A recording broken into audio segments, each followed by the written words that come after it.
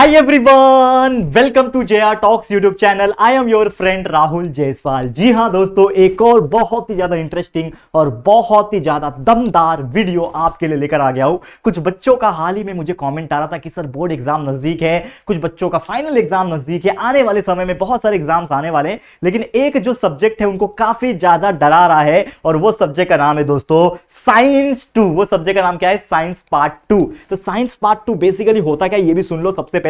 तो साइंस यानी जो आपका जनरल साइंस है या फिर साइंस एंड टेक्नोलॉजी जो भी सब्जेक्ट है, उसमें अगर कोई ऐसा पार्ट है जो बायोलॉजी वाला पार्ट है या फिर इन्वायरमेंटल स्टडीज वाला पार्ट है, मेडिकल वाला पार्ट है, ये तीनों मिला के जो पार्ट बनता है, साइंस की स्टडी जो बनती है, उसी को बोलते हैं साइंस पार्ट 2।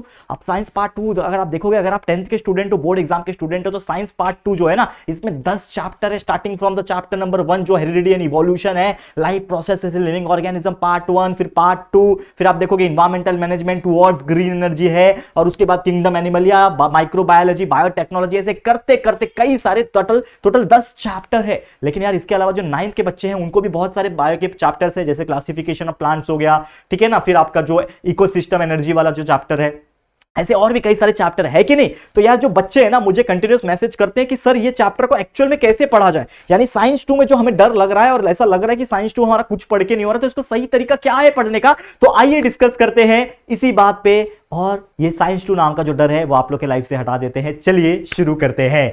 तो सबसे पहले बात करेंगे हम लोग ये साइंस 2 जो है ना, इसमें आपको करना क्या होता है। देखो साइंस 2 को पढ़ने का सबसे एकमात्र तरीका है कि साइंस 2 में कोई बहुत बड़े बड़े आंसर नहीं होते भी हैं तो बहुत लिमिटेड होते हैं, कि आपको हिस्ट्री ज्योग्राफी जैसा इसको आंख बंद करके रट्टा लगाने की जरूरत बिल्कुल नहीं है। इसमें सबसे पहले तो जो फोकस आपको करना है वो आपके कंसेप्ट के ऊपर करना है। अगर आपका जो चैप्टर है आपको उसका कंसेप्ट पता चल रहा है, जैसे कि अगर आप एक चीज समझते हो कि 10th स्टैंडर्ड में बोर्ड एग्जाम देने वाले हो आप लोग, तो पहला चैप्टर है आपका हेरिडिटी एंड इवोल्यूशन। तो हेरिडिटी का मतलब क्या होता है, इवोल्यूशन का मतलब क्या होता है, उसके अंदर जो टॉपिक्स है ट्रांसक्रिप्शन, ट्रांसलेशन, ट्रांसलोकेशन, ये तीनों का इंडिविजुअल मतलब पता है आपको कि ट्रांसक्रिप्शन मतलब क्या होता है, ट्रांसलेशन मतलब क्या होता है। ये एक्चुअल में हिंदी में इसका मतलब, Hindi Marathi whatever language you prefer, आपको उसका मीनिंग पता है कि आपके माइंड में, कि अगर आपको कुछ नहीं पता है, आपने लर्न भी नहीं किया, तो भी आप उसको लिख के आ सकते हो क्या? ऐसा आपको कंसेप्ट पता है क्या? अगर नहीं पता है तो यार वीडियोस देखो, हमारे पूरा अच्छी तरीके से कंसेप्ट पढ़ाया हुआ है, वो मैं बार बार आपको बोल रहा हूं। जेआर ट्यूटोरियल्स पे जाके वीडियोस देख सकते हो, पूरा चैप्टर कंसेप्ट वाइज पूरा एक्सप्लेन किया हुआ है, कि कोई बच्चा अगर पढ़ के भी नहीं गया तो भी वो कंसेप्ट उसको पता है, तो वो खुद से आंसर भी लिख सकता है। इस प्रकार हमने पढ़ाया हुआ है,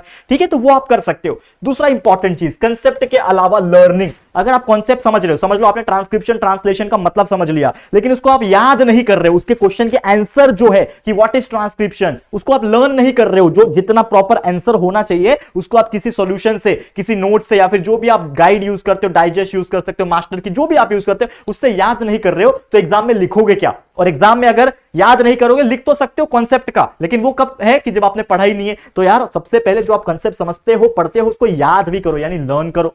तीसरा जो साइंस 2 में सबसे इंपॉर्टेंट चीज होता है डायग्राम का खेल। अब डायग्राम का खेल क्यों इंपॉर्टेंट है? क्योंकि बहुत सारे ऐसे क्वेश्चंस होते हैं जिसमें डायग्राम्स बनाना बहुत इंपॉर्टेंट हो जाता है। समझ पा रहे हो?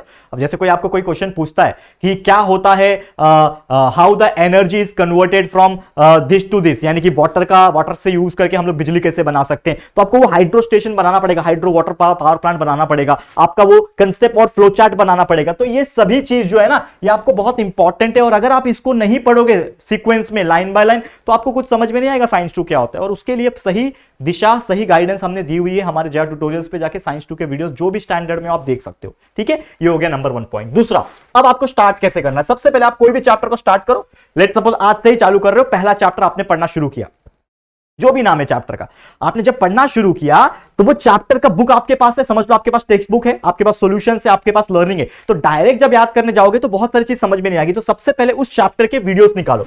आप हमारे चैनल से पढ़ते हो तो बहुत अच्छी बात है, जेआर ट्यूटोरियल से पढ़ते हो तो, कहीं और से पढ़ते हो तो नो प्रॉब्लम, हर जगह ज्ञान है दोस्तों। लेकिन अगर जहां से भी आपको ज्ञान मिल रहा है उसको बटोरो। सबसे पहले वीडियोस देखो, क्योंकि वीडियोस देख के आपको कॉन्सेप्ट पता चलेगा कि भैया ट्रांसलेशन क्या होता है, भैया ये इवोल्यूशन का मतलब क्या होता है, ये लैमार्किज्म का मतलब क्या होता है, समझ में आ रहा है? ये जो ग्रीन एनर्जी इसका मतलब क्या है, जो न्यूक्लियर पावर प्लांट है वो कैसे काम करता है, पावर जनरेशन कैसे होता है, ये आपको पता चलेगा, ठीक है। इकोसिस्टम में कैसे काम हो रहा है, एनवायरमेंट मैनेजमेंट क्या होता है, ये सभी चीज को जानकारी लाने के लिए उसका कंसेप्ट समझना पड़ेगा। तो videos is the best option to study the concept. ये आपको क्लियर हो गया। और उसके बाद अब आपने चैप्टर खोल के रखा हुआ है ऑलरेडी, तो जो भी आपके पास बुक्स है, जो भी आपके पास सॉल्यूशंस है, उसका लर्निंग करना स्टार्ट करो। और सबसे पहले लर्निंग करोगे एक्सरसाइज के क्वेश्चंस की, जितने भी आपके बुक के पीछे एक्सरसाइज के क्वेश्चंस दिए उसको स्टार्ट करना।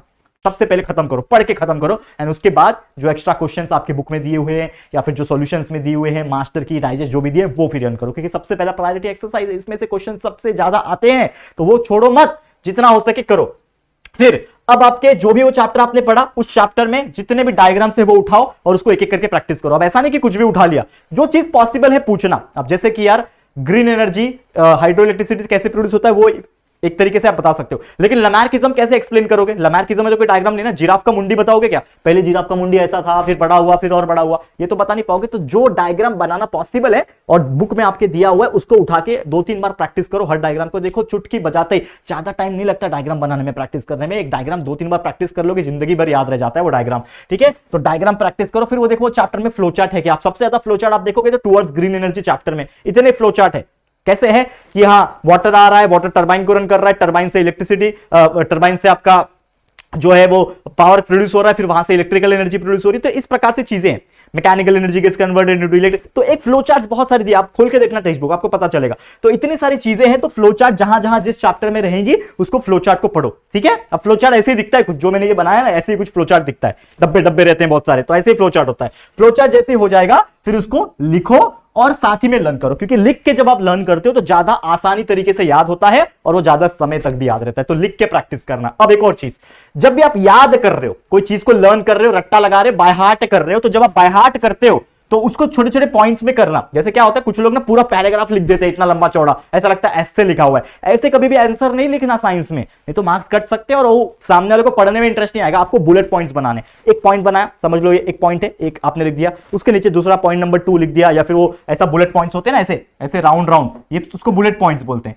या फिर आप नंबर 1, नंबर 2, नंबर 3 डाल के भी लिख सकते हो और उसके आगे जो भी आपका 1 लाइन है, 2 लाइन है, 3 लाइन है, ऐसे करते करते लाइन बाय लाइन आंसर लिखना, बुलेट पॉइंट्स बना के, स्टार मार्क करके या फिर डैश करके या फिर 1 2 3 करके लिखो, उससे प्रेजेंटेशन बहुत अच्छा होता है। तो बुलेट पॉइंट्स कर सकते हो, और जो भी बड़े बड़े आंसर है, खास करके बिग आंसर को ना आप ऐसे लिखो और ऐसे उसको लर्न करो, पॉइंट पॉइंट, टुकड़े टुकड़े में पढ़ो उसको, ठीक है? जितने भी डेफिनेशन है उसको पढ़ डालो, याद कर लो, जितने भी डेफिनेशन है उसको याद कर लो। भाई ट्रांसक्रिप्शन का मतलब क्या होता है, डेफिनेशन याद, ट्रांसलोकेशन हो गया, इवोल्यूशन हो गया, लैमार्किज्म हो गया, जो भी चीज है याद कर डालो। एंड जितने भी फिलअप्स होंगे उसको एक ही बार करना। समझ लो 10 चैप्टर है, 10 चैप्टर के कितने होंगे, हर चैप्टर में से 10 फिल इन द ब्लैंक्स निकालो, एक ही बार आपका सॉल्यूशंस मिल जाता है। आपको बहुत सारे डाइजेस्ट है जिसमें हर चैप्टर का दिया रहता है, उसमें से निकालो, एक ही बार लिखो, पूरा 100 का 100 एमसीक्यू। समझ लो 10 चैप्टर है, एक चैप्टर में 10 एमसीक्यू, तो कुल मिला के कितने हो गए, 100 एमसीक्यू। 100 एमसीक्यू पढ़ने में मात्र 1 घंटा लगेगा, क्योंकि एमसीक्यू में क्या होता है, सिर्फ आंसर ही तो लर्न करना होता है, बाकी खुद दिमाग समझ में आ जाता है कि इसका आंसर ये हो सकता है। और कॉन्सेप्ट आपने हमारे वीडियोस देख के सीखे हैं, तो ये fill the blanks, odd man out, match the following, correlation, concept chart, ये सब आपके लिए एकदम मामूली हो जाएगा, एकदम आसान हो जाएगा, एकदम चिंदी हो जाएगा, आप बिंदास उसको सॉल्व कर सकते हो। तो ये सभी तो बिल्कुल नहीं छोड़ना,